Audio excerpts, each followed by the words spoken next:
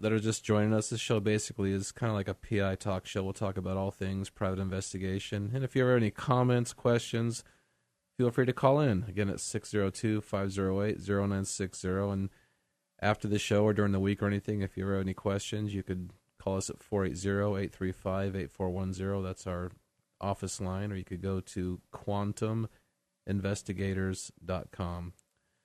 All right, we'd like to start off our show usually with a visit to Kevin's email box, people that send in letters and have questions. What do you got for us, Kev? Today, let's see here. I have two different emails. One from an anonymous listener. It says, I divorced my husband of 7 years ago, and until recently, I haven't heard or seen him in about 2 years. Divorce was bitter, and just last week, I ran into him twice at odd times at different places in the city, and I thought it was kind of strange. Is it possible he put a GPS device on my vehicle, and if so, what do I look for? Okay, so what do we look for? It's just, I don't know why she would think, and she didn't go into detail of why she would think he actually would put a tracking device or GPS device on the vehicle in the first place, but GPS devices come in all shapes and sizes. Most of them, either 2 or 3 different things. You have a lot of them that are external. In other words, they go underneath the vehicle. Right. And back in the day, they used to be a fairly nice size. I mean, something you would notice right off the bat if you got up under the car and checked. But nowadays, I mean, due to technology, advances in technology, they can be as small, not much bigger than a matchbox. And it could be placed inside of the car or underneath the car. I would say if you're having any doubts whether or not there's a GPS device placed under your vehicle, go to maybe like a Jiffy Lube or places that change oil or a garage and have them to take a look around, because mechanics kind of know when something looks out of place, that sort of thing. And a lot of times, too, they'll try to place the GPS device away from the heat source of a vehicle, right, like away from the muffler, away from the engine, because the heat kills batteries, because all GPS units have to have a power source if it's external GPS. Now, it could be hardwired, but that's a little bit harder to do. You'd actually have to get inside of the vehicle and place it to a source there. More than likely, if it's someone placed a GPS device on your vehicle, it's going to be, I would say, external. I would say it's probably 80% chance it's going to be external device. Yeah, you have to have some time to get to it to put it on through the electrical system. Yeah, and you have to really know what you're doing, on top of that. You do, and it's a lot of times people do it. If they do not really know what they're doing, it'll be very, it won't be obscure, I'll put it that way. They'll be able to see it, and it's very overt, and it's not easy to do. And the other ones, like you said, you have to stick somewhere. They have to stick to, you can glue them on, you can tape them on. Magnets. Right. A lot of them are used by magnets, but even with the tape, and it probably wouldn't stick too long, because underneath the vehicle is very dirty anyway. I would probably say they would use magnets. But another thing you could do is take it to a lot of licensed investigators have equipment that actually look for the frequency or signal that a GPS device gives off, and have them do what they call a sweep of the vehicle. This thing they do it inside of the vehicle, underneath the vehicle, and it will actually pick up the signal from the GPS if there's one there. Right, and we have equipment that'll do that. It'll sense if there's a signal coming off, and also if there's power going to something. And like you said, Kevin, those things always have to have power going to them somehow. 9 times out of 10, it's going to be a battery. Even if they got, for a lot of these GPS units, you could kind of do some tweaking with them and put an extra battery pack in there. That's correct. And it'll make it last for maybe a few months. But eventually that thing's going to run out of power if you don't have it, hardwired in. So another thing she could do is pay attention to where she goes. If he does show up in odd places, he would have no idea where she'd be at. Right. I wish you would have gave a little bit more detail about what she meant by odd places. But and the thing too, if you do find one, call the police. It is, because it's illegal to do. Yeah. Unless it's your vehicle. Like, for example, a lot of businesses, they put them on their vans and trucks, and most of the time employees know it. And it's for a lot of reasons. One, for theft, but also to employee awareness, or awareness where your employees are at. And also a lot of times, sometimes, in domestic cases, if a vehicle is owned by both husband and wife, if it's owned by you and registered to you, you could put it on there. But otherwise, you can't. If it's an estranged wife and the car is just in her name or vice versa, you can't do that, because it's not. I have heard of one other strange instance where a person found a GPS device on the vehicle, and it was a used vehicle, but it wasn't put on as malicious or anything like that. It's just like a lot of people don't realize when you go to some of these used car lots, and if your credit is not up to par, they'll ask you, say, look, we'll give you this car at an inflated interest rate, plus we got to place a GPS device on the vehicle. Now, they'll say it's for insurance purposes, but that's not what it's for. It's actually for the repo guy. In case you fall behind on payments, default on the payments, it's much easier for them to find that car. Now, sometimes I've heard that when these people actually pay the car off and maybe they traded it in, they forgot to take it off, because a lot of those devices are hardwired. Right, most of those are. And also, a lot of those devices can actually turn the vehicle off, or not shut it off, but when they're stopped, it could be shut off. It could, yeah. That's the way they're set up, is that when the car is stationary for so many minutes, it can actually be shut off,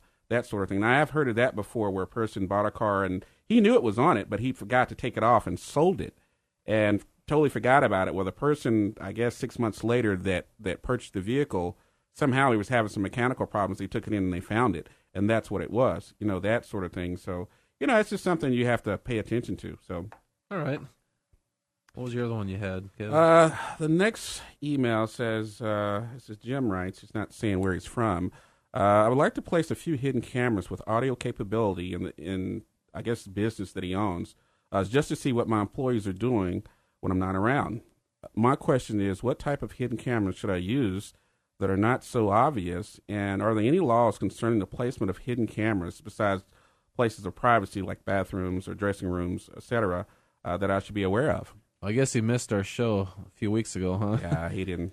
Basically, he could, you could place cameras in, but the audio you can't do, because even within a business, they have a reasonable expectation of privacy, and of course, you're not going to put it in anywhere that could even be construed as private. Even the break room is kind of iffy, though it's not a locker room. But there are a lot of hidden cameras that do have audio capability, but I would say a majority of them don't. They're just what they are. They're hidden cameras. Video. They're just video. And you have to pay close attention to certain laws when you have the audio.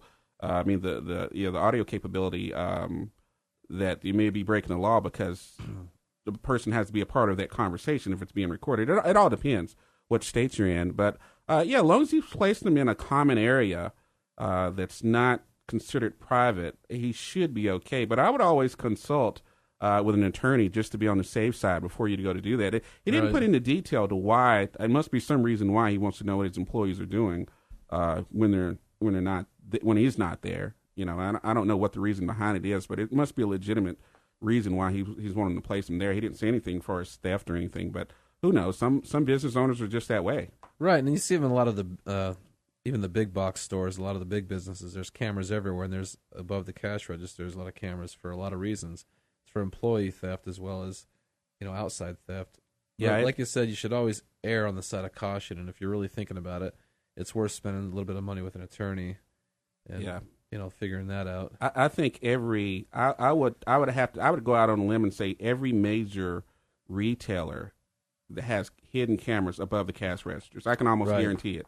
A lot of times you don't see it, and they don't tell the employees, but I can almost guarantee it that they are almost every major retailer. Department stores have hidden cameras right above the till or the register just to keep an eye on the employees. Right.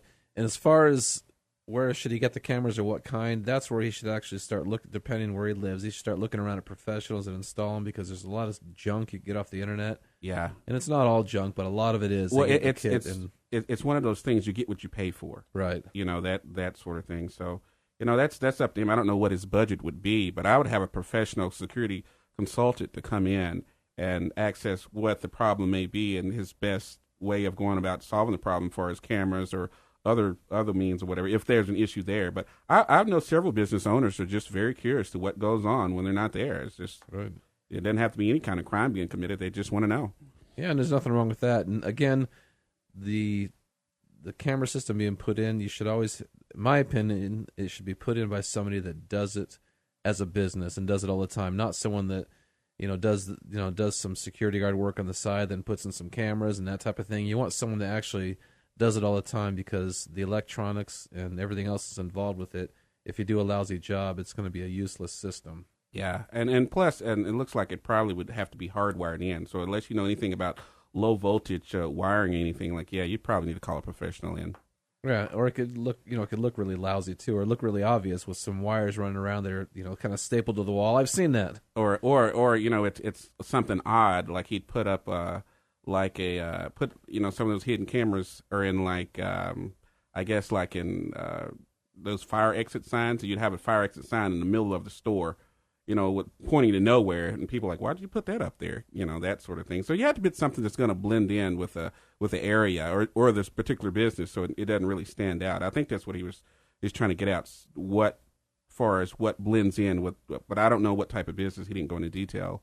Right, and then you were mentioning the exit signs that are actually cameras that are kind of hidden inside there. Those aren't really meant for industrial use. They can't take a lot of wear. I mean, you've seen them where they have the nanny cams and things like that. It's right. fine. It's fine for your house to kind of hide things, but if you're going to put it inside your business where it's always running, you need to have really good clarity. You need to get real cameras, and some of them will be overt, some will be covert. Some you want out that are sweeping, and people will see them. Not a big deal. They know it's there. And then some you want that are, maybe hidden. So yeah, and you're absolutely right. There is a short lifespan of some of those cameras when you use them like that all the time. I don't know if they're just not, like you said, not designed for it, and they burn out. Plain and simple. They'll just burn out after so long if you use them on a continual basis like that. And that's where you'd have to come in and actually call a security professional to get a higher grade of quality of camera. Exactly. All right. You are on with Undercover with Jeff Penrod. We have to go away for a break. And again, if you want to call in, it's 602-508-0960, and we will see you back in a few minutes.